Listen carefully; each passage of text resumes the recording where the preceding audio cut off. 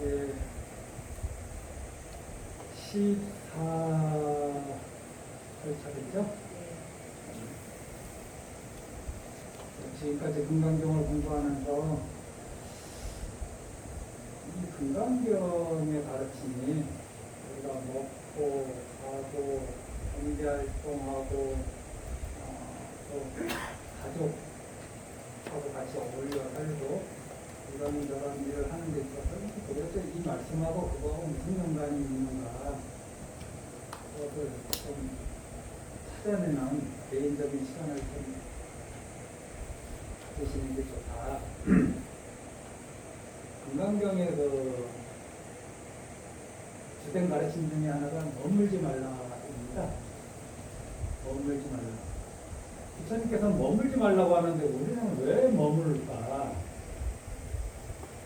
부처님이 머물지 말라고 하는 것에 나는 왜 머무를까?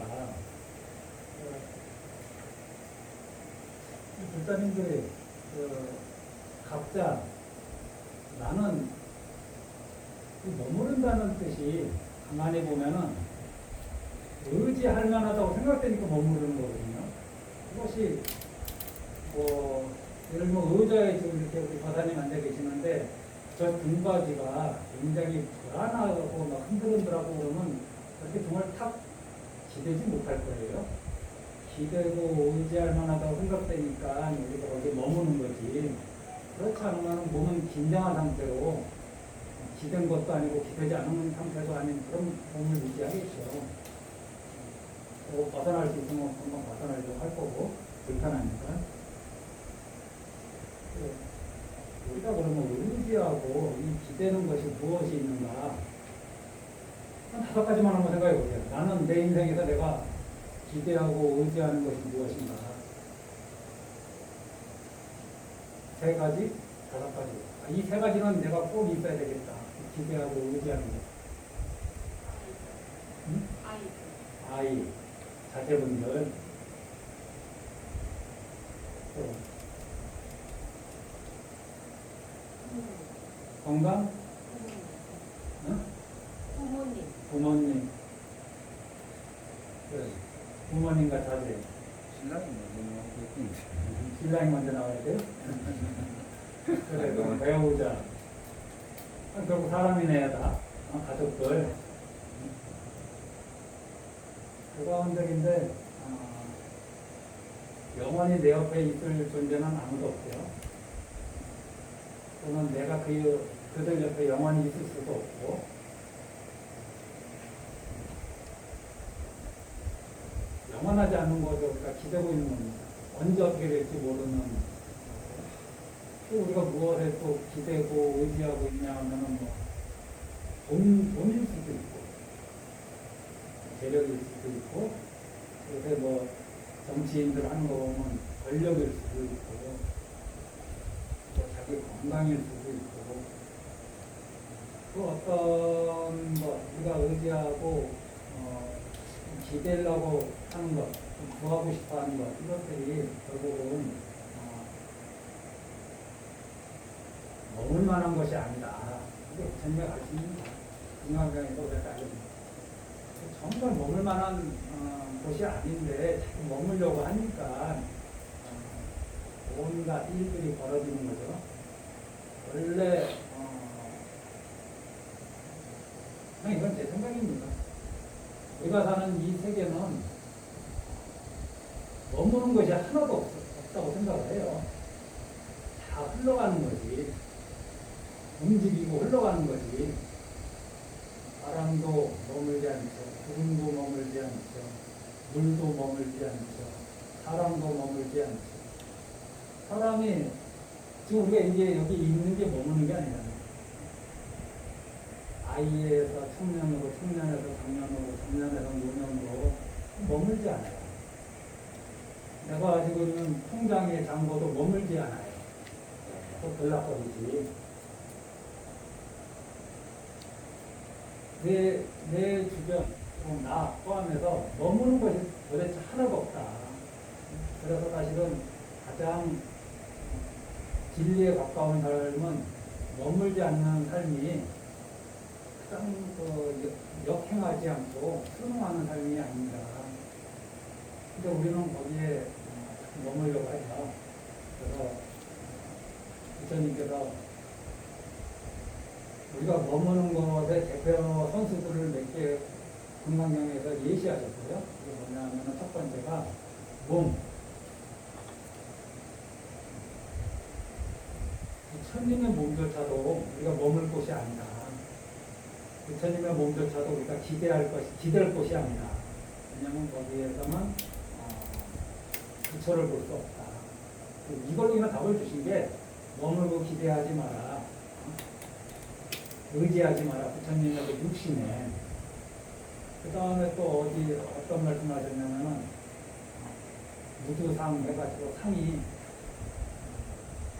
오온을 시곤, 수온, 상온, 행온, 시곤 이렇게 얘기하는 것 상온을 이제 이 상온에 띄어서 이제 금강경에서 이제 상이라고 얘기를 많이 합니다. 이걸 모양 신체나 어떤 눈의 대상으로 할 때는 모양이나 형상을 얘기하고 금강경 안에서도 그 외에는 대부분 다 오온 중에 하나인 상온 어떤 관념으로 생각, 관념으로 이해하시면은 크게 틀리지 않을 겁니다. 이 상온으로 대표되는 이 마음조차도 거기에도 머물지 말라고 하는 것은 마음 역시 우리가 의지하고 기댈 것이 아니다. 이 몸도 의지하고 기댈 것이 아니고 마음도 의지하고 기댈 것이 아니야. 그럼 우리가 이제 금방 불자님이 얘기했듯이 배우자든 남편이든 뭐 아내든 자녀든 부모든 다 내 몸 바깥에 있는 존재들이거든요. 그래서 불교에서는 색이라 합니다. 색장. 눈의 대상이잖아요. 이 눈의 대상, 소리, 귀의 대상, 코의 대상, 뭐 혀의 대상, 몸의 대상, 마음의 대상, 그 어디에도 머물 만한 것이 없다. 근데 우리가 현실에서 어떻게 하냐면 이 내 몸에 집착을 하죠. 머물죠. 내 몸에 대한 강한 집착을 가지고 있죠. 그 다음에 내 관념, 나라는 관념, 뭐 내가 옳다는 관념, 뭐 여러 가지 이런 관념들, 내가 너보다 낫다라는 관념, 내가 너보다 못하다는 관념, 이런 관념에 계속 머물죠. 그래서 첫 번째로 몸에 머물지 마라. 마음에 머물지 마라. 또 우리는 몸 밖에 있는 것, 부모님, 자녀, 여기에 가서 머물죠. 또 의지하고 기댄단 말이죠. 그다음에 돈, 아파트, 차, 통장, 잔액, 여기에 또 머물고, 좋은 소리, 비난에 가서 마음이 또 머물고, 칭찬에 가서 또 마음이 머물죠. 해결될 때까지 마음이 머물 겁니다. 좋은 향기에 또 머물고, 나쁜 향기에 머물고, 좋은 맛에 머물고, 나쁜 맛에 또 머물고, 나쁜 맛에 왜 머무냐? 나쁜 맛에 머무는 순간 막 화를 내고 그러니까 그게 머무는 거거든요. 좋은 맛이 있으면은 한 번 더 먹고 싶고, 한 숟가락 더 먹고 싶은 이게 또 머무는 거고, 몸에 좋은 촉감을 주는 것들, 그리고 마음으로 생각의 대상들 보면은 이제 생각만 해도 기분 좋은 대상들이 있고, 생각의 주제 가운데 생각만 해도 몸서리 쳐지는 그런 주제도 있잖아요. 어느 쪽이든 사실은 다 머무는 겁니다. 마음이 거기에 딱 붙들려 있는 거예요. 그래서 이 몸에 머물지 말고, 마음에 머물지 말고, 색성향 미처법에 머물지 않는 것. 그 다음에 또 불자들이기 때문에 부처님 제자들한테 또 어디에 머물지 말라 하냐면은 부처님한테도 머물지 말라 하거든요. 또 부처님이 얻은 법에도 머물지 말라 하거든요. 그래서 내가 얻은 법이 있느냐? 이 법은 법이 아니다. 그래서 거기다 꼭 철원해 주시는데 머물지 말라고. 우리가 근데 글자로 걸면서 다 머무는 것들입니다. 얼만큼 머물지 않느냐가 내가 금강경 수행을 하고 있느냐, 금강경을 잘 이해하고 있느냐, 그것을 판가름해 줄 겁니다. 그거는 아무도 판가름해 주지 못하는 거죠. 대신 부처님이 이 금강경에서 딱 한 번만 머물라고 하는 곳이 있어요. 그게 뭐냐면은 처음에 발심한 사람은 네 가지에 머물러라. 그거 하나만 딱 소화하시고 나머지는 일체 머물지 말라고. 근데 그 네 가지에 머무는 그거 역시 강을 다 건너면은 그것도 버리고 내려놓을 것이죠. 어찌됐든 이 금강경을 통해서 내가 지금 붙잡고 의지하고 기대고 이런 것들이 정말 그럴 만한 것인가 라고 한번 부처님이 머물지 말라고 하고 무가치한 것이라고 부처님은 늘 얘기하시거든요. 그런데 정말 나한테도 그런가 내 생각도 그런가 한번 점검해 보시기 바랍니다. 그게 우리가 금강경 공부하는 목적입니다. 자, 144쪽 이상 정멸군. 상을 떠나면 정멸이다. 뭐 정멸이 깨달음이고 열반인데 다른 게 정멸이 아니라 이 상을 떠나면 정멸이다. 그 다음에 좀 전에 이제 제가 말씀드린 이렇게 머물지 않는 것이 무엇이냐, 그것이 이것이라고 정확하게 규정하지 않으셨지만은 우리는 이것이 반야바라밀이다라고 생각해 볼 수 있습니다. 몸에 머물지 않고 마음 탕원으로 대표되는 그 마음에 머물지 않고 그 다음에 대상에 머물지 않고 색성한 미촉법에 머물지 않고 부처님이라는 그 관념에도 머물지 않고 부처님이 알려주신 법에도 머물지 않고 그 모든 것에 머물지 않는 것이 바로 반야바람입니다. 금강 반야바람이라 할 때 이 반야바람입니다. 볼 수 있죠. 145쪽 제가 한번 같이 한번 읽어보죠. 그때 수고리가 이 경을 설하심을 듣고 그 뜻을 깊이 알고는 눈물을 흘리고 슬피 울면서 부처님께 살해였습니다. 참으로 희유합니다. 세존이시여, 부처님께서 설하신 이와 같이 깊고 깊은 경전, 제가 옛날부터 지금까지 닦아오던 지혜의 눈으로는 일찍이 이와 같은 가르침을 듣지 못하였습니다. 이제 수고 이렇게 감동하는 말씀을 이제 하신 거고, 그 다음 페이지 147쪽. 세존이시여, 만약 이 다음에 또 어떤 사람이 이 경전을 얻어 듣고 심심히 청정해지며 곧 실상이 생길 것입니다. 그리고 이 사람은 제일 가는 희귀한 공덕을 성취한 사실을 반드시 알아야 할 것입니다. 세존이시여, 이 실상이라는 것은 곧 실상이 아닙니다. 그러므로 여래께서 말씀하시기를 이름이 실상이다라고 하셨습니다. 여기까지 보면은 제가 이번에 그 배구를 보니까 스포츠 별로 좋아하지 않고 잘 안 보는데 배구 일본하고 한 게 8강전인가요? 16강전입니다. 16강. 그 다음에 오늘 아침에 한 게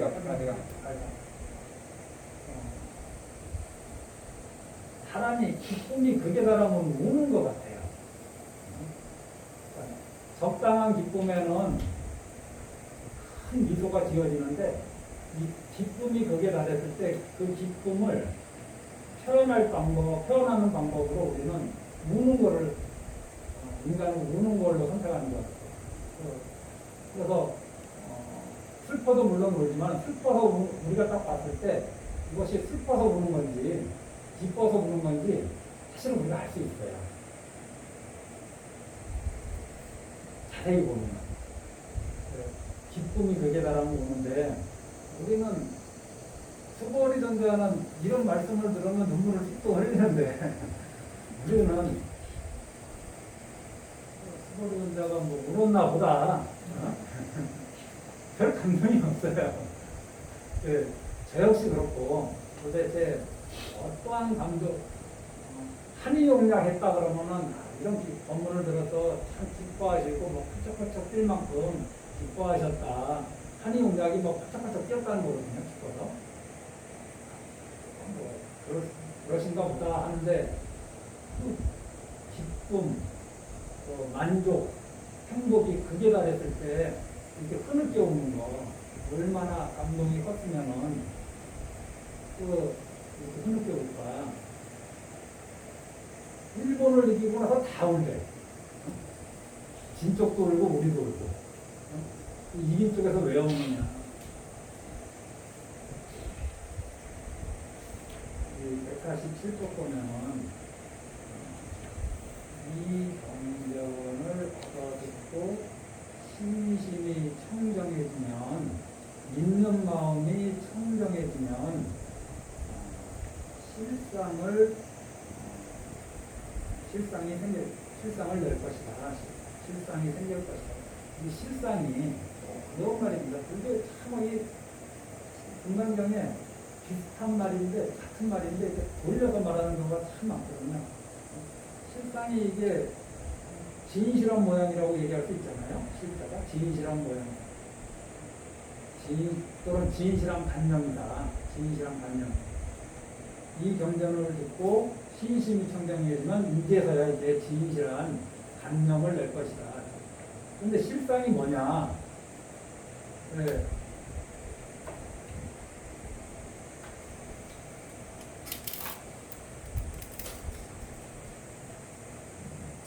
제가 또 인연소생법이라고 했는데 공을 설명하면서 무엇을 설명하면서 이거보다 좀 간략한 말이 없는 것 같아요. 인연으로 생긴 법은 아설즉시공, 공하다. 공하다. 공은 요즘 말로 하면은 그것이라고 할 만한 것이 없다. 그래서 인연으로 생긴 이거는 물건일 수 있고요. 사람일 수 있고 또는 어떤 이름일 수 있고 여러 가지 우리 머릿속에 떠오르는 모든 것이 다 법이라고 보시면 됩니다. 일체. 인연으로 생긴 법은 인연으로 생긴 그러면 지분, 인연으로 생긴 대웅전은 인연소생 아닌가요? 지금 우리 머물고 있는 이 대웅전은 인연소생법이죠. 이 나무가 어디에서 나왔는지 모르겠지만은 어떤 산에서 자라고 있었을 겁니다. 그 산에서 자라면서 그 땅의 기운을 인연으로 해서 성장했죠. 그 나무가 성장할 때 그 당시에 있었던 하늘의 기운, 뭐 비든 바람이든 습도, 햇볕, 달빛 이런 모든 인연들이 모여서 작은 나무가 큰 나무가 되고 이렇게 대웅전에 이제 기둥이 될 만한 나무로 성장할 때까지 그런 인연들의 총집합이 이 나무 아닌가요? 그런 인연들이 없으면 절대 크지 못하죠. 그리고 그 대웅전을 짓겠다는 사람들의 마음이 또 모였지, 재물이 모였지, 가서 목수가 가서 도끼질하고 톱질하고 다듬고 하는 이 모든 수고로움의 인연이 모여서 대웅전이 만들어진 겁니다. 이 대웅전 없는 거에서 만들어졌다 얘기할 게 아니라 이 대웅전이라는 것이 본래부터 대웅전이 아니다. 여러 가지 인연에 의해서 생긴 것이다. 인연소생 대웅전. 이 대웅전이 공하다라는 뜻이 대웅전이 없다가 아니라 대웅전이라고 할 만한 것이 없다. 이게 공의 정의입니다. 인연으로 소생한 인연으로 대웅전이 지금 현실에 있어요. 하지만 이 대웅전이라는 것에 대웅전이라고 할 만한 것이 없다. 다시 이 대웅전이 된 인연들을 다 온 곳으로 다 보내봅니다. 나무는 산으로 보내고, 목수들의 수고로움도 다시 목수한테 보내고, 여기 들어간 물로 보내고, 다 흩어보내고, 이걸 다 분해했을 때, 대웅전이라는 게 어디 있어요? 아무리 찾아도 이거를 다 분해해서 낱낱이 분해해서 각각의 하나의 뭐 덩어리로 최소한의 덩어리로 있는 상태로 만들었을 때 대웅전이라고 할 만한 것이 그 안에 있지가 않습니다. 원래 대웅전이라고 할 만한 것이 하나도 없는데 인연에 의해서 이런 대웅전이라는 공간이 만들어진 거죠. 그래서 대웅전이 없다가 아니라 인연 소생한 대웅전에는 대웅전이라고 할 만한 것이 없다. 이것이 이제 공과 무아의 정의죠. 그러면 인연 소생한 나는 이제 몸도 되고 마음도 이렇게 같이 합시죠. 인연으로 생긴 나는 현실에서 있죠. 활동하고 밥 먹고 잠자고 이렇게 신도님들한테 금강경 신도님들하고 같이 금강경도 공부하고 이렇게 있죠. 그래서 마치 있는 것처럼 느껴져요. 있죠. 그런데 이것은 인연 소생한 법이기 때문에 여기에 나라고 할 만한 것이 없다. 내가 이렇게 만들어지기 전까지는 부모님의 인연이 있어야 되고 내가 부모님의 어머님의 젖을 먹고 성장해야 되죠. 나중에는 밥을 먹고 물을 먹고 음식 먹고 그다음에 부모 형제들의 보살핌이라는 이런 인연이 없으면은 현재 내가 있을 수 없는 거죠. 그 다음에 친구들의 도움, 그 다음에 주변의 도움, 재물의 도움, 여러 가지 친구의 도움, 여러 가지 선생님의 도움, 여러 가지 도움이라는 인연이 현재 나를 만들어낸 거죠. 그럼 이것들을 다 돌려보냈을 때, 나라고 할 만한 것이 그럼 있느냐? 나라고 할 만한 것이 없다. 그래서 인연 소생한 나는 현실에서 이렇게 있지만은 여기에 나라고 할 만한 것이 없다. 이것이 공과 무아의 정의라는 거. 그리고 이것이 이렇게 나만 그러냐? 거사님도 그렇죠. 이 책상도 그래요. 인연 고생한 이 책상. 인연으로 만들어진 거죠. 나무라는 인연, 사람이 기술자라는 인연, 이걸로 돈을 벌겠다고 하는 사람의 그 마음이 들어가 있는 거죠. 정성이 들어가 있어요. 여기에 어떤 사람의 염원이 들어가 있기도 하고, 여기에 쇠도 들어가 있고, 이걸 다 돌려보내고, 온 곳으로. 나무는 산으로 보내고, 여기 밖에 있는 나사는 나사 공장으로 보내고, 그 나사 공장, 나사를 또 다시 또 이전으로 보내면 나중에 생각하고, 다 보냈을 때 이 책상이라는 것이 과연 이 책상을 다 흐트러 놨을 때 인연이 되는 걸로 다 이렇게 해체했을 때 거기에 책상이라고 할 만한 것이 있는가? 책상이라고 할 만한 것이 하나도 없어요. 근데 우리는 현재 인연에 의해서 생긴 이 책상을 책상이라 이름 붙이고 이 책상이 있다 생각하고 이거는 여기에 온갖 관념이 많이 붙죠. 만약에 누군가 와서 절에 처음 오는 사람이 이 책상 위에 올라가서 방방 뛰거나 이 책상을 망가뜨리면은 난리가 날 겁니다. 왜 절의 재산을 함부로 당신 꽃 다니지 왜 함부로 하냐고. 뭔가 사바세계를 누리지만 어찌됐든 오늘 살아가시면서 인연소생법이 공이라고 하는데 이것이 나만 그런 게 아니라 책상도 그렇고 산도 그렇고 집도 그렇고 다 인연소생법이다. 그래서 이렇게 인연소생에는 한 것은 공이다. 이것이 바로 실상입니다.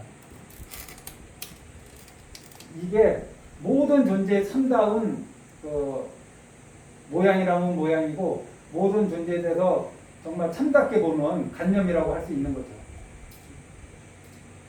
이게 실상이죠. 부처님의 말씀을 들으면은 믿는 마음이 청정해진다. 부처님의 말씀이 무엇입니까? 이 금강경에서 얘기하는 거는 머물지 말라는 거 아닌가요? 머물지 말라는 거. 이 인연소생법은 공이기 때문에 부처님은 그래서 본래 머물 것이 아니라고 말씀하시는 거거든요. 본래 머물 것이 아니에요. 본래. 하지만 우리가 자꾸 머무니까 머물지 말라 얘기하시는 거지. 본래 머물 것이 아니에요. 본래. 저도 머물고 있죠. 제 현재 수준도. 그래서 어찌됐든 여기서 나온 실상이라는 거는 이와 같이 우리가 이렇게 생각하는 우리 앞에 펼쳐진 눈을 뜨고 마음이 열리면 보이는 이 이치, 진리, 그것이 실상이다. 그럼 이치와 진리 그거는 무엇이냐? 인연소생한 것들은 그것이 무엇이든 그것이 관념이든 물건이든 사람이든 인연소생한 것은 거기에는 그것이라고 할 만한 것이 없다. 이것이 모든 존재의 본질이다. 모든 존재의 본질. 우리 거사님, 아까 앉아 계신 거사님도 인연소생하신 거거든요. 인연소생. 제가 저번에도 한번 말씀드렸지만 마음이라고 할 때 생각, 마음. 요번 생만 놓고 봤을 때 과거 생은 나는 믿기지도 않고 본 적도 없고 요번 생의 마음이 내 마음이다, 내 생각이다 라고 하는 거 할 때 내가 창조해낸 생각은 하나도 없어요.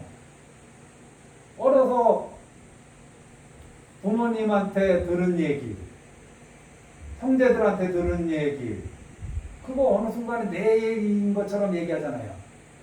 책에서 들은 얘기, TV에서 들은 얘기, 라디오에서 들은 얘기, 친구한테 들은 얘기, 영화관에서 대사로 나온 얘기, 노래 가사에서 나온, 그거 어느 순간 싹 모양 바꿔가지고 내 생각인 것처럼, 그것이 나하고 어느 순간에 그 생각이 딱 굳어지면은, 어떠한 상황이 그거하고 맞았다 그러면, 저게 나하고 맞다 그러고, 또 그렇지 않으면 나하고 맞지 않다 그러고, 본래, 요번 생만 놓고 봤을 때도, 본래, 나한테 들어온 정보들이 다 밖에서 온 거지, 내가 만들어낸 거 하나도 없어요. 다 남의 생각들이야. 이전에 다른 사람들이 만들어낸 이론들이고, 다른 사람들이 만들어낸 틀이에요. 거기에 사실은 나도 자유롭지 못한 거죠.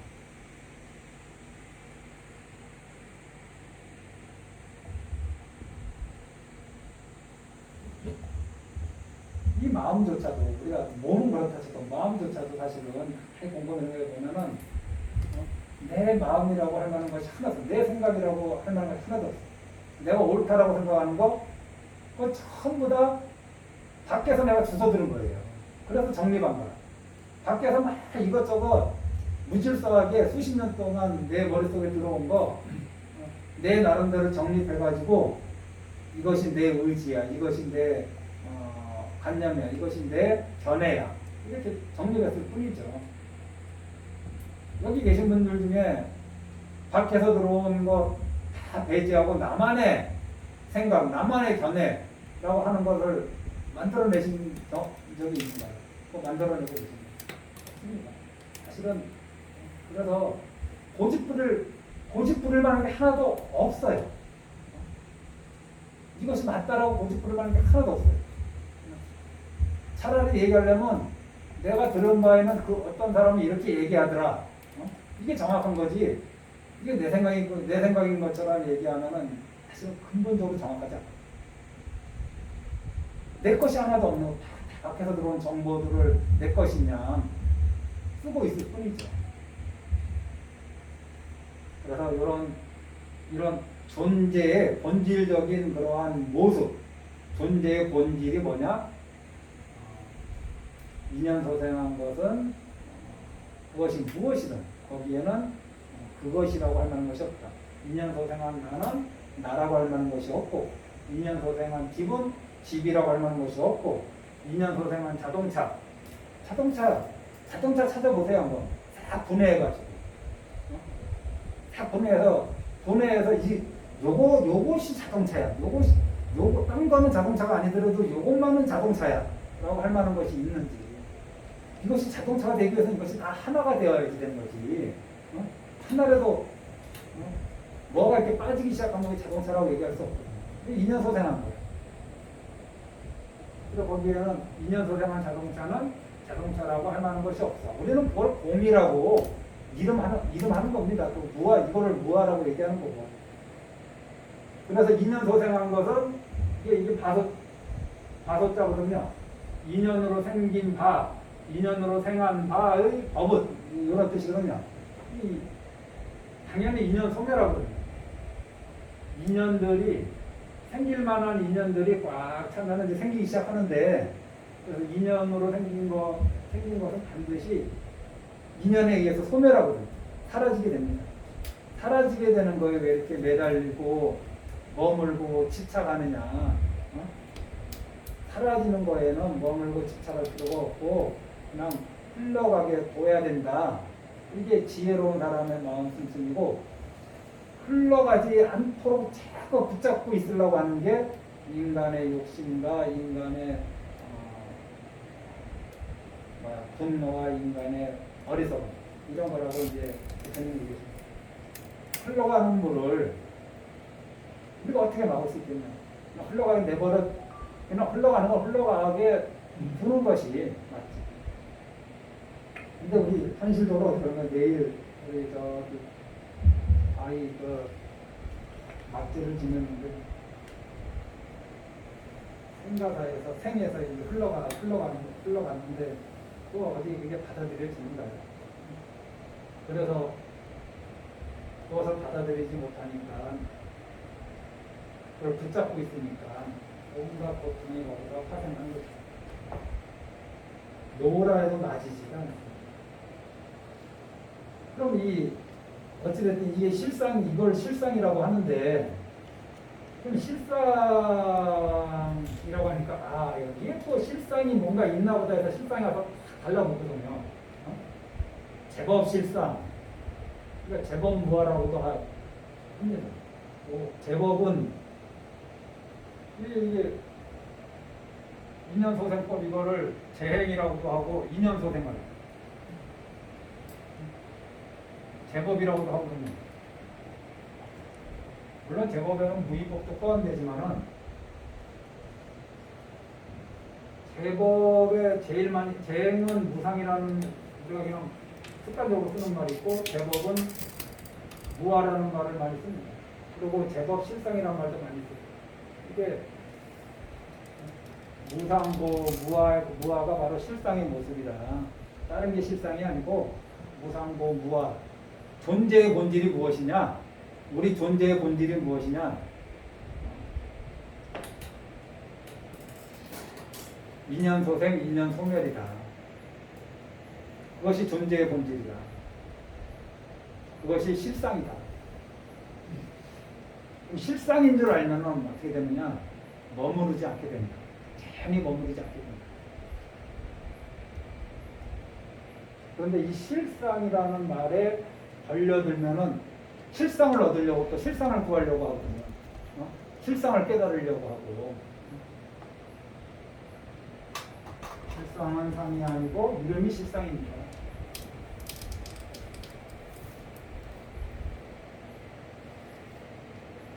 여기에 좀 더 다른 뜻이 저는 이제 제가 설명할 수 있는 거는 이렇게 하고, 나머지는 우리 불자님들이 꼭 찾아내셔야 돼요. 그 뜻을. 어찌됐든 요 실상이라는 개념을 불교에서는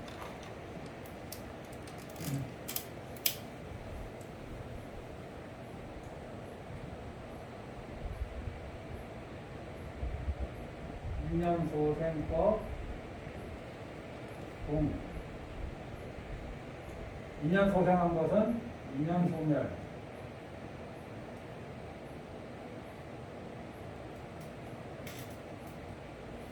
생긴 것도 이게 이렇게 있는 것도 공이라 그러고 인연이 다해서 사라진 것도 공이라 그래요.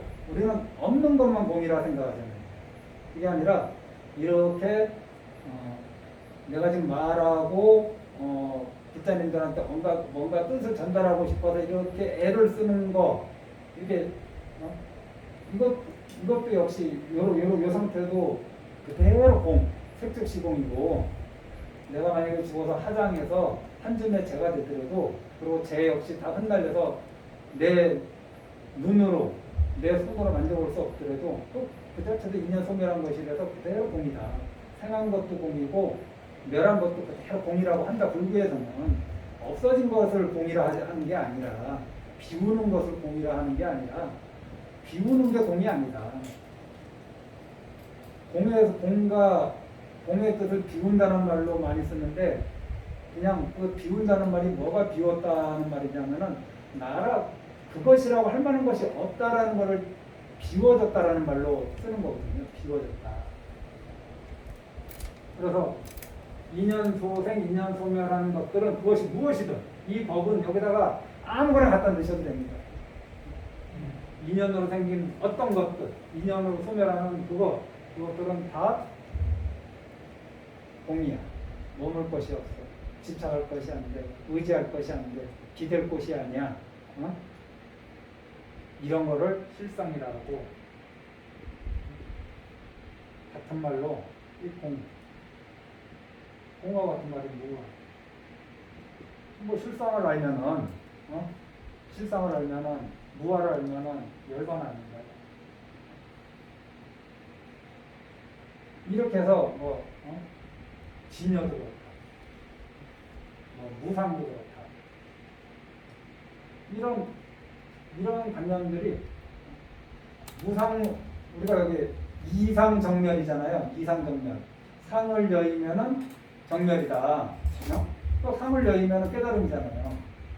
실상을 알면은 깨달음이거든요.